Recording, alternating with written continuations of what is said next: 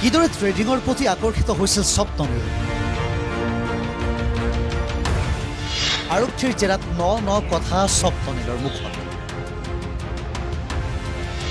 স্বপ্ননীলৰ bank একাউণ্টত কিমান ধন আছে?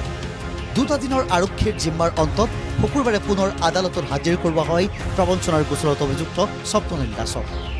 আৰক্ষীৰ জেৰাত বহু কথা ক'লে স্বপ্ননীলে।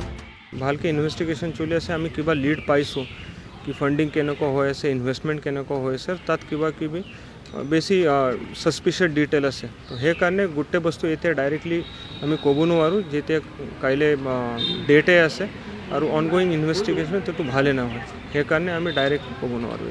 শিৱসাগৰ চেণ্ট্ৰেল স্কুলৰ পৰা স্কুলীয়া শিক্ষা গ্ৰহণ কৰা স্বপ্ননীলে পিছলৈ শিৱসাগৰ কলেজ আৰু তাৰ পাছত গুৱাহাটীৰ ৰয়েল গ্লোবেলত শিক্ষা গ্ৰহণ কৰিছিল। ৰয়েল গ্লোবেলৰ পৰা আধাতে শিক্ষা সামৰি শিৱসাগৰৰ ঘৰলৈ উভতি গৈছিল স্বপ্ননীল। আৰু তেতিয়াই ক'ভিডত আক্ৰান্ত হৈছিল স্বপ্ননীল।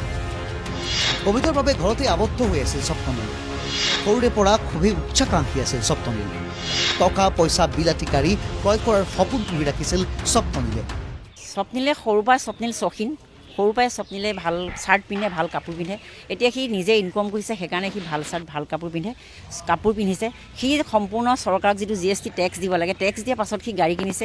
2023ত টেক্স মানে 21ৰ পৰা সি ট্ৰেডিং কৰিছে। 2023ৰ আগষ্টত সি মাৰ্চিডিজ কিনিছে আৰু 2024ত সি এখন দুকাটি কিনিছে। সেইখন সি তাৰ সপোন আছিলে, ড্ৰিম আছিলে যে মই এদিন নহয় এদিন এখন গাড়ী কিনিম, ট্ৰেডিং দৰকাৰ হ'লে মই গ্লাছত সজাই থ'ম। সেইটো কাৰণে সি দুকাটিখন কিনিছে আৰু সি কেছ পইচা দি দুকাটিখন কিনিছে আৰু ডিফেণ্ডাৰখন কিনিছে, লোন লৈ কিনিছে। মই গম পোৱাত স্বপ্নীলক মই নিজৰ যিটো কেপিটেল দিছোঁ কাম কৰিবলৈ, নিজৰ কেপিটেলৰ যিটো গ্ৰ'থ হৈছে সেই গ্ৰ'থটোৰ মতে সি কাম কৰি আছে, সেইমতে কৰিছে। স্বপ্নীলৰ কোনো বেলেগৰ পইচা ইনভেষ্ট কৰা নাই আৰু সি ক'তো সম্পত্তি পাহাৰো গঢ়া নাই। আৰু ঘৰৰ দেউতাকে বনাই থৈ যোৱা ঘৰটো সি এতিয়া মাত্ৰ ডিজাইনিং কৰি অলপ বেলেগ টাইপত বনাইছে।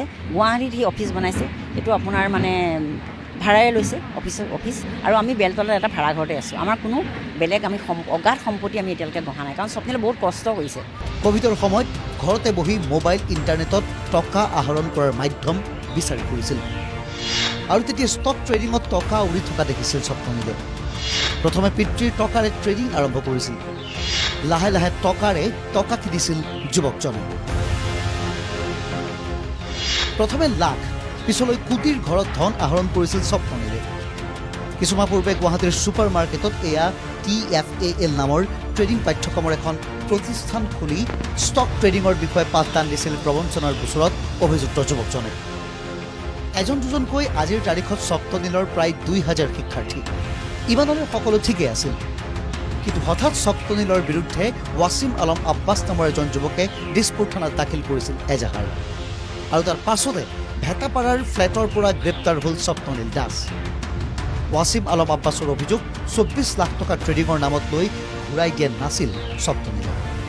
স্বপ্ননীলে আৰক্ষীৰ জেৰাত স্বীকাৰ কৰিছে কেইবাটাও বেংক একাউণ্ট আছে স্বপ্ননীলৰ। ডুবাইত আছে 2টাকৈ বেংক একাউণ্ট। কেইবাশ কোটি টকা আছে স্বপ্ননীলৰ।